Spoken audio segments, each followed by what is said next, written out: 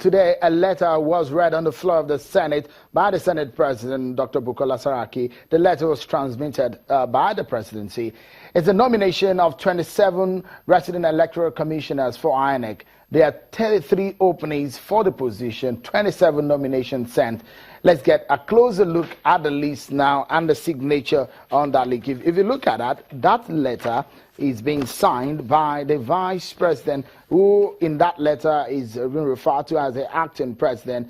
The letter dated Monday, February 27, 2017, though read today and signed by the acting president of the Federal Republic of Nigeria. The letter shows 27 names of some of those who have been reappointed and new appointments that have been made today. Let's get perspectives to all of these issues regarding INEC and the preparations for the elections. My guest, Yemi Adamaleko in Lagos, who joins us via Skype. Rotimi Oyekomi and Esther Uzoma in Abuja are giving perspectives on this matter. Let me quickly come to you, Yemi. I was asking you a question before we went on that break. The issue of logistics and the fact that people get to register where they work, and on the day of election, they get to vote where they live. Where does this leave us as we prepare for 2019 election? So, Mr. Oyekon referenced the portal that they have launching in April that'll make it easier to do transfers. But I think one key thing that civil society organizations have engaged INEC about over the last couple of years is their use of technology and how they can leverage technology better. So INEC says they have 7.8 million PVCs, but INEC also has all the phone numbers of the people that have these PVCs. I haven't heard anything about INEC, for example, trying to send them an SMS and giving them a deadline. You have till X number of time to come and pick up your PVC, and this is where your PVC will be. If you remember 2015, there was a big hoopla around where people could pick up their PVCs. First, it was at local government level, then it became at ward level. So to Esther's point, yes, sometimes Nigerians are a bit lackadaisical and wait till the last minute, but sometimes it's just a very frustrating process that you don't know where to go, you don't know how to go about it, and then you get there, you're waiting in line, they can't find your card, and you can't check in a very easy way. So I'm hoping that the portal that they're planning to launch in April actually makes it easier for people to be able to transfer without having to fill a letter and do the hard work that comes with that. So again, just INEC leveraging technology better. They have the data, and then they just need to use it better to engage citizens who are registered. This is perhaps in a long time that we'll be seeing INEC announcing date of election, a major election such as a general election 2 years before the exact election. What do you make of these, Yemi? Reasonable, or perhaps INEC is jumping the gun, as some people have criticized? Not at all. I think the rationale they provided makes sense. Basically, you're trying to set a timetable, as in some other countries, where you can basically set your calendar by election day. So now Nigerians know that the 3rd February of an election year, a general election year, is when, 3rd Saturday rather, of February, an election year, is when you have elections. And I think that makes sense. But what that also does really is then puts a lot of, I'm hoping that INEC then, in a sense, uses that to work backwards and create a timeline that's realistic in terms of the things that they need to put in place to get ready.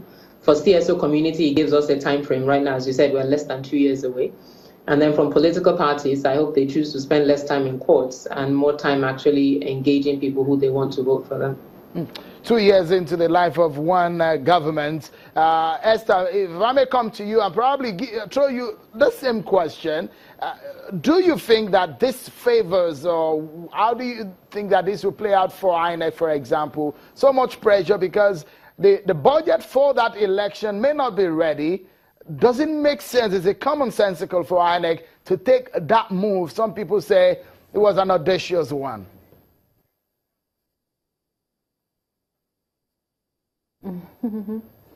Well, you see, first of all, certainty of dates, prepares, gives room for all the gladiators to, make ready their houses, So for civil society, for politicians, for the institutions, for security agencies, because in the just recently, we saw a serious incursion into that duty of INEC to give dates for election. We saw it playing out in Edo. There was an attempt to hijack that, that duty from INEC, but it was eventually restored. Therefore, if dates are certain, everybody will just take, everybody is on notice, and then they'll make the right preparation. All right. Let me quickly show you this. I've shown you the list of the 27 names. There are 33 openings, Esther, and the presidency is nominating 27 people. What do you make of that?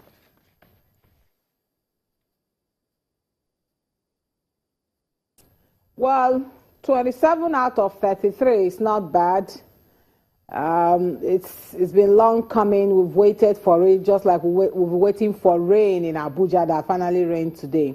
So we're not there yet, but eventually I'm sure that gap will be bridged, because the presidency understands the urgency of the moment and the need to fully empanel INEC to conduct moving forward, for the upcoming general elections. I believe that those eventually, INEC will be fully empaneled, their tires will be vulcanized, their petrol tanks will be filled, and then they'll be good to go. Mr. Oyeko, for INEC, this news, how does it come to the commission? Some of them are going to be coming back, some are old faces that you'll be seeing, some are new faces that you'll be seeing.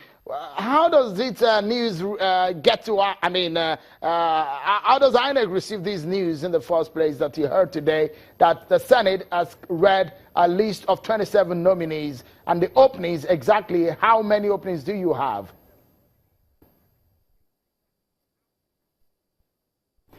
Well, you can imagine, we are heaving a huge sigh of relief that at last we are going to be having some action. You are quite right. We have 33 openings, and if the government gives 27, I'm very sure that very soon, in a matter of weeks, the others will also be nominated. But of course, you know that the duty of appointing reps is solely that of the federal government. We are not the appointing authority. But the fact that this has been done now is an indication that action is being taken, and the other openings will be filled within a short time. Let me allow Yemi to give a last word on the program tonight. This list, how does it come to you? Some of these people you've seen, you've seen them work. What do you make of that list? 27 out of 33, as the presidency done the right thing? Yeah, better late than never. So as Mr. Oyeko said, it's good to have them so they can start working. As we talked about, they've announced the dates, and the recs need to get cracking in terms of getting their states ready. Anambra elections are around the corner. I've looked at the names. Some of them not too sure gender-wise, but it doesn't seem that there's a good gender balance on the list from a first glance at the list. So that would probably be my only comment. But yeah, the recs. A lot of work to get done, and but actually, well, yeah, and I'll leave it at that. Yemi Adamaleko, many thanks for coming on the program of Enough is Enough. Rotimi Oyekomi, CPS, Chief Press Secretary to INEC Chairman Esther Uzoma, agenda activist and a member of the Election Situation Group. Many thanks for joining us, ladies and gentlemen. Thank you so much, and that's our show for today. My very good guests, wherever you are, viewers, wherever you are watching, many thanks for being part of the program. On behalf of the team, I'm Shion Kimbale. Bye for now.